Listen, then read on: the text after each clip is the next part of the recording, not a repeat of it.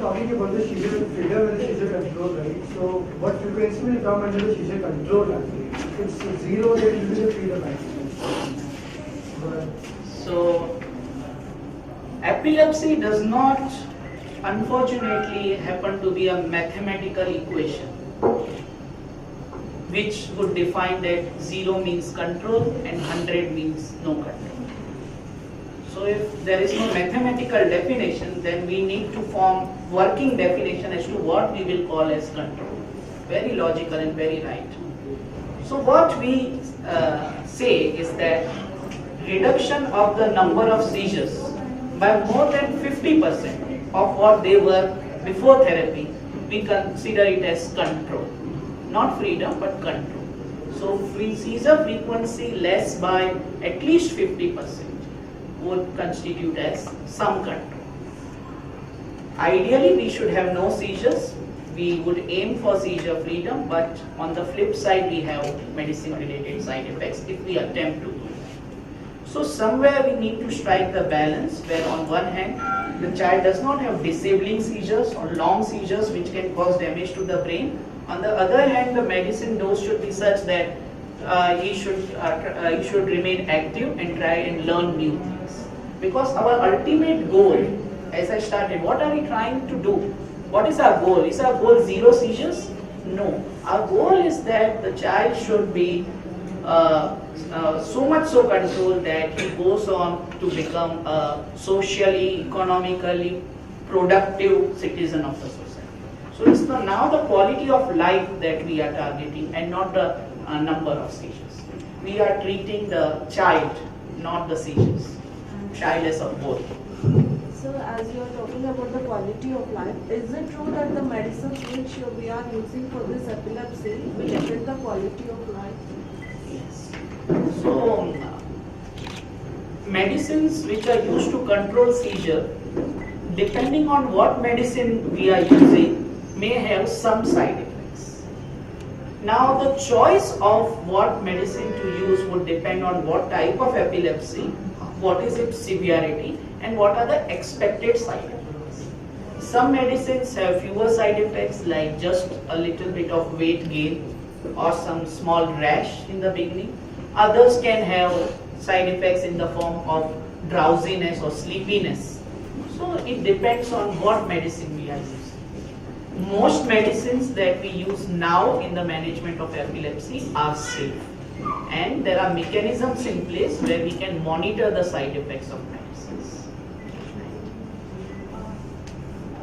You talked about dietary therapy. So is that the ketogenic diet? Yes. So I am glad that she is aware of what is ketogenic diet. Ketogenic diet was the first diet that was tried in epilepsy. Since ketogenic diet happens to be accepted less by the children in terms of it being not very acceptable in terms of taste, and there are other nutritional issues also, some modification of the original ketogenic diet has been done. This is known as modified Atkins diet or low glycemic index diet. So these are the modifications of the original ketogenic diet to make it more acceptable and suit the nutritional needs also of children. Why this is important in children? Because children are a growing population. An adult does not grow. His nutritional requirements are different from children. So to allow for enough proteins for growth, there are some modifications done in the original diet. So these are the 3 forms of diet that we can use. And is that, I understand it's very difficult to follow this diet and you need help of an expert nutritionist. Is that there in this place in Max here? So this is a very valid question. Does it require an expert to manage this dietary therapy? That is the same is the advantage of the modified diets. So on the one hand, when ketogenic diet requires more supervision, more expert care by the dietitian, the modified Atkins diet and the low glycemic index diet are more liberal. They can be instituted more easily. So we at MaxCure, we can give you sample dietary menus which you can use at home depending on what are the cultural influences on your own diet at home. So we have to give that leverage, we have to accommodate those cultural practices also, and the dietary preferences of the child. Diet is something which cannot be imposed upon individual. It's a matter of personal choice also. So a wide range of options need to be provided, and that is actually one of the major benefits of the modified versions of ketogenic. So before starting ketogenic diet, we have to do some tests. I understand keto, some tests is there? So when to start ketogenic diet, in whom to start ketogenic diet depends on the evaluation of epilepsy and whether or not that child will be suitable for that particular diet. So there are few investigations done, blood investigations are done before starting ketogenic diet, and while on follow-up also occasionally to make sure that child is nutritionally fine, we do these tests on follow-up also. So at the beginning, before starting, as well as on follow-up, we do. You are right. My daughter has had one incident of febrile seizures. Febrile seizures. Yes, febrile seizures. So what I wanted to understand, like you mentioned in your presentation, it's genetic. Is that the only cause of febrile seizures? So, what is febrile seizures? If you go into the basic, it is the tendency to have seizures or fits when there is high grade temperature. That means it is the response of the body to high grade fever. Now, what this response would be is primarily decided by genetics. Now, it is not necessary that either or both of the parents should have this disorder in order that the child has febrile seizures. It's not necessary. There is no one single genetic defect that can explain febrile seizures, but few genes have been demarcated, have been discovered, which are responsible for febrile seizures. Their mutations, their abnormalities have been found to be more in those children with febrile seizures. And does this combination lead to any other repercussions as well? As I have told, that simple febrile seizures, which are brief, and in which the child regains his or her consciousness immediately after the seizure, usually do not have any long-term repercussions in terms of any behavioral or learning problems. Also, the long-term risk of epilepsy remains very less. So, those children who have just simple febrile seizures between this age group of 6 months to 5 years, very low risk of these problems. Because from 1 year to 5 years, since they are susceptible to febrile seizures, is there a fixed protocol we need to follow every time they have a high fever? So I had discussed that there is a risk that the child will have seizures during each episode of fever. Okay. And as I have told you, on the other hand, the seizure is not likely to cause damage to the brain. So we can choose between treating versus not treating.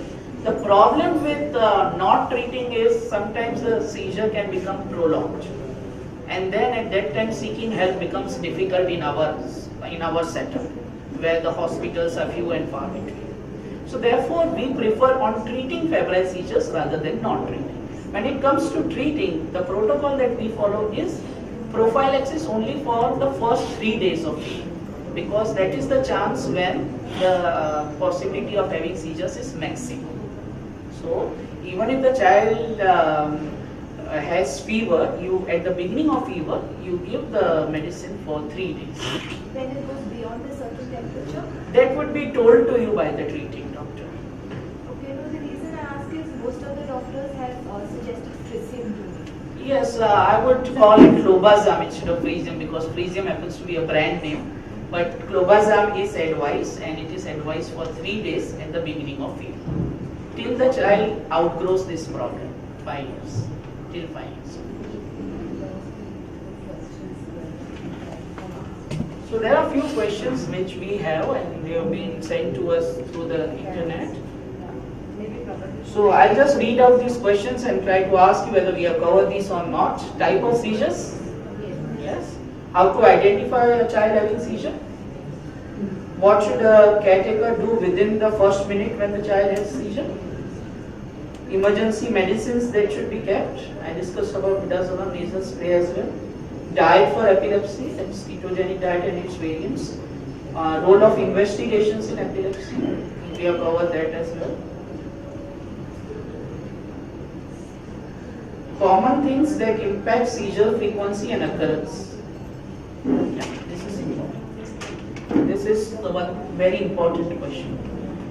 So in otherwise well-controlled epilepsy, what are the reasons that the child has breakthrough seizures, still has one or two intermittent seizures? The most common reason is a missed dose of medicine. At times when we have some social functions in our family or we are traveling, we tend to forget the medicine. So missed doses are the leading causes of breakthrough seizures in well-controlled epilepsy. 1. 2. Any form of stress is likely to cause breakthrough seizure because of, again, amplifying the electrical abnormality in the brain. Sleep deprivation. Sometimes over the weekends, the teenagers particularly have late night parties. And we have often seen that those who party on Saturday night, late night, they come to us on Sunday mornings with breakthrough seizures. So adequate sleep is important, regular medicines without missing the doses is important, and giving first aid is important. So if we follow these 2 or 3 things, then it will help us in decreasing the impact of breakthrough seizures.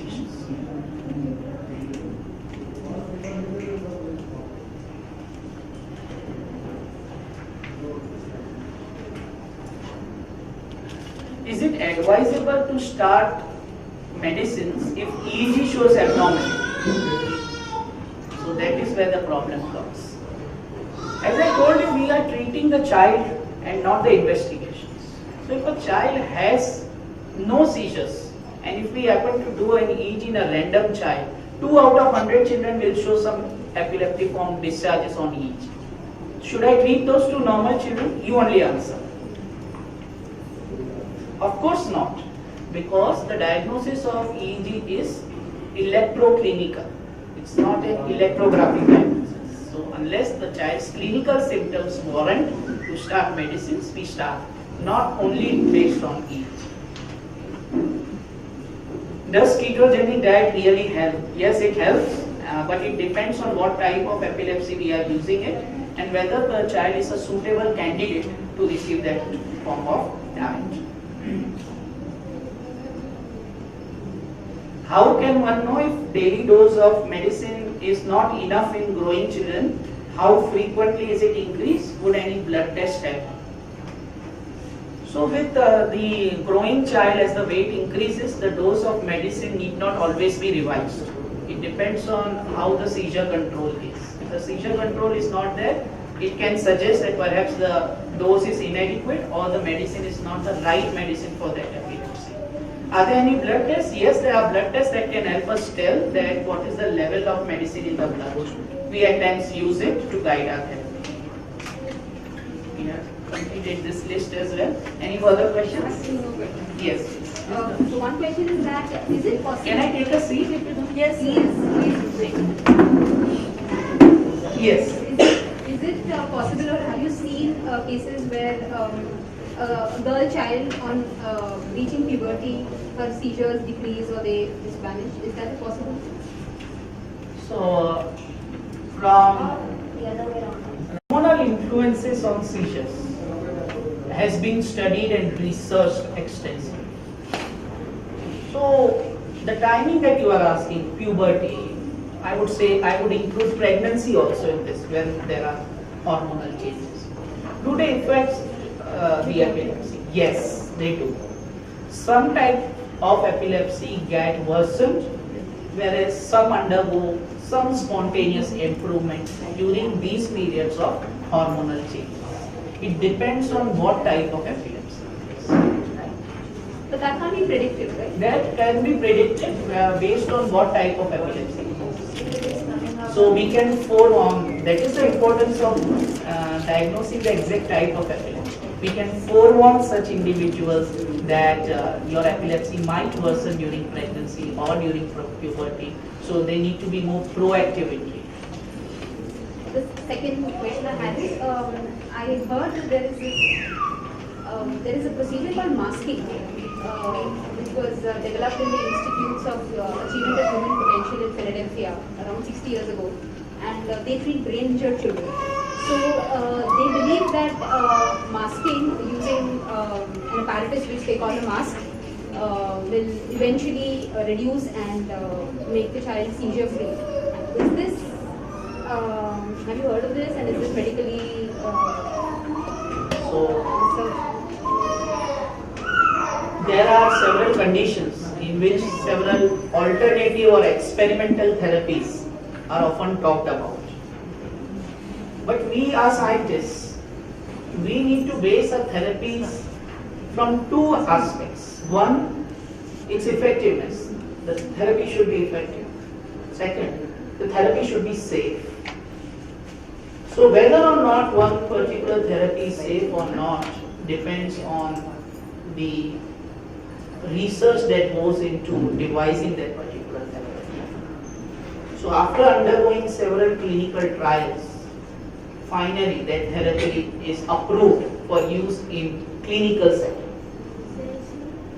So whether you talk about masking, whether you talk about electrothermal brain wave therapy, you talk about ultrasound wave therapy. So all these therapies have often been claimed to have good effect on controlling seizures, but unless and until they undergo rigorous clinical trials and are approved for use in a clinical setup, for a clinician, at a clinician level, at an individual doctor level, we cannot prescribe or advise against these. So if you ask to me about these experimental therapies, my stand on these would always be neutral till the time that I have enough scientific evidence and approval from the regulatory bodies for its use in a individual treatment. It was a difficult question to answer, but I thought that I believe that I was clear. Yes, please. Can some common food items or vegetables trigger seizures? So I talked about the common triggers in epilepsy. One I told about is the missed dose. Second I told about is stress. Third I told is sleep deprivation. But often the parents come to us that certain food items worsen the epilepsy control in children. So although literature does not say that one particular food item predisposes to breakthrough seizures, but this observation by parents have come to our notice several times. So I address this issue as if the parent has consistently observed that one particular food item has always led to breakthrough seizures, it is always good to avoid it. Although I do not have any scientific evidence to substantiate what we are discussing. But in some of the websites we have read that wheat roti. So wheat contains something known as gluten, and gluten is believed to injure brain in certain predisposed individuals. So there are indications where we have to avoid gluten, but these cases are very rare and there are very few indications. You should not go home with the message that Dr. Anil told us to avoid wheat in children with epilepsy. That's not true. Okay, so the indications for gluten-free diet are very few and they are rare cases. Sir, one question. Yes, but then, yeah, there is no substantive evidence to support that addition of preservatives, MSG. MSG is monosodium glutamate. Glutamate is known to interfere with brain receptors. So,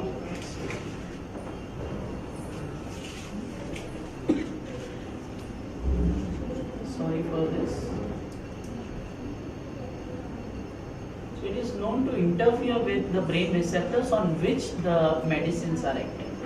The medicines against seizures are acting. It is known to interfere with that. So we discourage the use of MSG containing snacks in children with epilepsy. That is true. Doctor, what is the connection between vaccination and febrile seizure? Because you mentioned some few vaccines in your presentation. I said that in children in the first year of life who have not received pneumococcal or H influenza vaccine, we need to make sure during the investigations that they are not having brain fever or meningitis, because these vaccines prevent meningitis. So, doctor, like nowadays, a lot of people discourage vaccinations. So, what is your take on that? It is very wrong to to discourage vaccination, and vaccines have taken a lot of effort to develop over centuries. They are safe and efficacious and approved.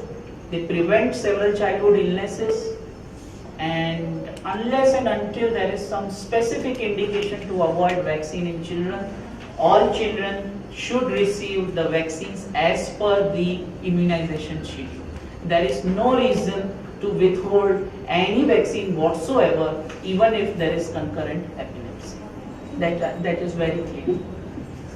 As a parent, we sometimes get anxious and then we think of some alternative medicines also. What is your view on that for example, homeopathy or Ayurvedic? So, I'll tell you a very right question. He asked for the listeners here. He asked what is the role of alternative therapies? Because at times parents, it's sentimental that parents would want to try all options possible, and they resort to alternative forms of therapy for management of epilepsy. So he asked me what is my take on this. First and foremost, allopathic doctors are not enemies of alternative forms of therapy. One. But we have been trained in a scientific way, and therefore we would not accept anything without evidence. So if you come to me and tell me that, doctor, this homeopathy medicine works, so I am not an enemy of homeopathy. I would not say no. I said, okay, show me the evidence. Have you given it, if it is used in 1,000 patients with epilepsy and it has improved their condition, and the statistics tell me that it is useful, safe and effective, we would accept it, no problem. But the problem is there are no rigorous trials and no evidence available for these alternative forms of therapy. So if you ask my take, I am unable to take any stand on this because there is no evidence.